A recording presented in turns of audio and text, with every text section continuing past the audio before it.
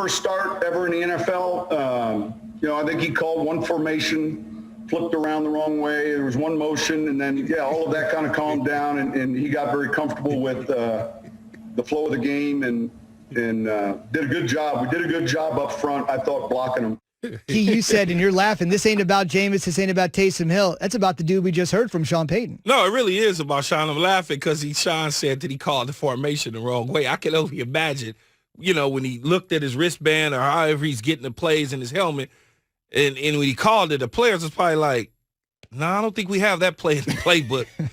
Because sometimes you hear things, they all run together. But he played great, right? I noticed Sean took a little bit of heat. I was shocked that Taysom Hill started. I was one of those guys, not necessarily from a heat standpoint, but was shocked that Jameis didn't get the nod, Jay. I just felt like, oh, okay, Jameis is going to be the guy who's starting because they brought him in to be the guy in place of Breeze, especially when Breeze got hurt. They put him in. They didn't go to Taysom Hill. A year ago, Breeze gets hurt. They go to Teddy Bridgewater. So I didn't really know the confident level that Sean would have with Taysom Hill being the starting quarterback. But look, Sean put a game plan together that allowed him to be efficient. He had 0 touchdowns in the air.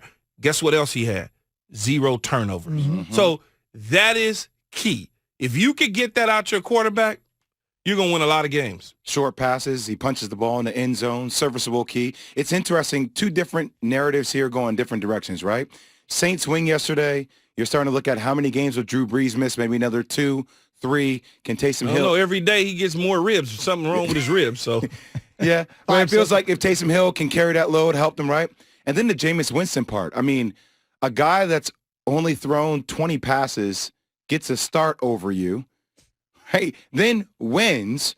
What's the narrative become about Jameis Winston moving forward, right? I mean, that's what Sean Payton is. And I know we hate to do this, but Sean Payton is an offensive guru, right? That's what he's supposed to do, make quarterbacks great.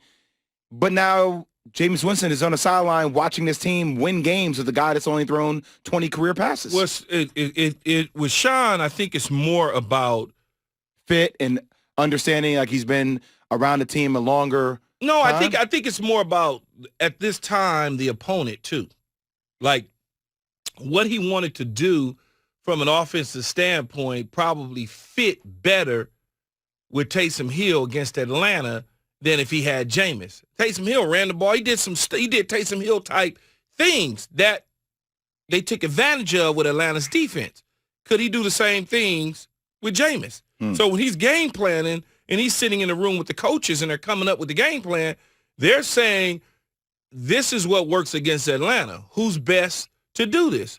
Taysom Hill's best to do it. Okay, so let's allow him to do this because he can. If that was the case, though, wouldn't they use a mixed-up combination of both? Like, he just went solely with Taysom Hill. Because Taysom Hill was cooking, though. I mean, he was doing everything right. So it was really no reason to mix it up. If they go with that game plan like they do with Drew Brees, where Brees is the starting quarterback, then all of a sudden Taysom Hill comes in, Drew Brees goes out of the game or lines up at the receiver position. That's more of trick football opposed to here's our game plan. We going to keep them, unbalanced to a degree and not exactly tell them what we're doing.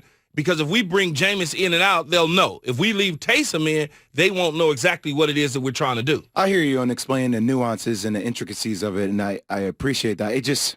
I hate that for Jameis Winston at the end of the day because I think the conversation. I know, but I think the conversation turns into, is this an indictment on Jameis Winston? No, it's not. And the reason it's not is because you have the head coach there vouching for him.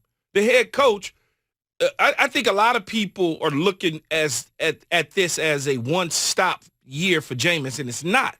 Jameis is going to be in New Orleans for a couple more years before he moves on to another team because his body of work is in Tampa Bay, not at a new team in New Orleans. So the last thing you saw of him as a starting quarterback was in Tampa. He's got to do with Teddy was there for 2 years. Yeah. Teddy wasn't there. Everybody thinks Teddy was there for 5 games.